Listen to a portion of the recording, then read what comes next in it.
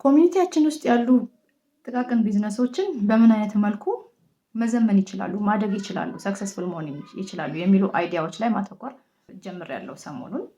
እና ከዛ ውስጥ አንደኛው አላድግ ያለችኝ ቢዝነስ ሁሌ ሳስብባት ታድጋለች፣ ግን ቢታሰብባት እና ቢሰራባት ሰክሰስፉል ትሆናለች ብዬ የማስባት ቢዝነስ ምንድን ናት? ቡና ጠጡ። ቡና ጠጡ ብዙ ጊዜ ሴቶች እህቶቻችን ሲጀምሩት እዛው ኮሚኒቲያችን ጋር አበሻው ጋር ምናምን ነው ይጀምሩት። ጥሩ ጅማሮ ነው፣ ምክንያቱም ኢሚዲየት ኮንሱመር ያለው እዚሁ ስለሆነ ማለት ነው። ግን ስታርታፑ ሳይሆን መዳረሻው ምንድን ነው? መዳረሻው ላይ አይሰራም። ብዙ ጊዜ የምናያቸው ቢዝነሶች፣ የኛ ቢዝነሶች ምንድን ነው ፌል የሚያደርጉት? መነሻው አለ፣ መነሻውን እናውቀዋለን፣ መዳረሻውን ግን አናስብበትም። ቡና ጠጡ መነሻዋ የኛው የራሳችን ኮሚኒቲ መሆኑ ጥሩ ነው።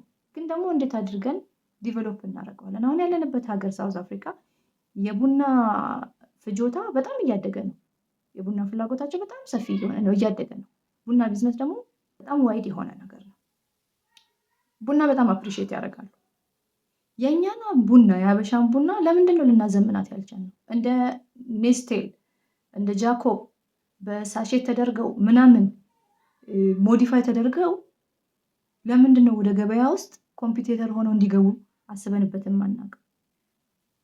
ይሄ እንግዲህ መዳረሻው ነው አይደለ?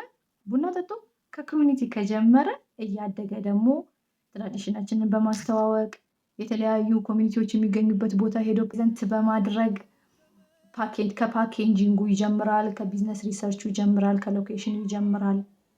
እንደዛ ዋን ስቴፕ አት ዘ ታይም እያለን ለምንድን ነው የማናሳድጋት? ለምን አላደገችም እስካሁን? ማይንዱ የኢትዮጵያ ቡና በጣም ተፈላጊ እና በጣም ታዋቂ ነው። እዚህ ሀገር ደግሞ ነጮች አሉ። ነጮች በቡና አይታሙም በመጠቀም ህንዶች አሉ፣ አረቦች አሉ። ሬንቦ ኔሽን የሆነ ካንትሪ ላይ ነን ያለ ነው። ኦፖርቹኒቲው ሶ ዋይድ።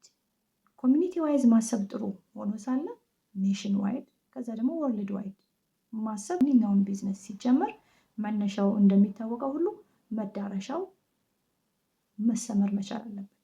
ይሄን ቢዝነስ ዛሬ በዚህ ጀምረዋለሁ፣ ነገ ደግሞ እንዴት አሳድገዋለሁ? ከዛ ደግሞ ነገ እኔን ሳይፈልገኝ እንዴት ነው ራን እንዲያደርግ ማደርገው የሚሉ ሀሳቦች ሊታሰቡባቸው ይገባል ብዬ አምናለሁ።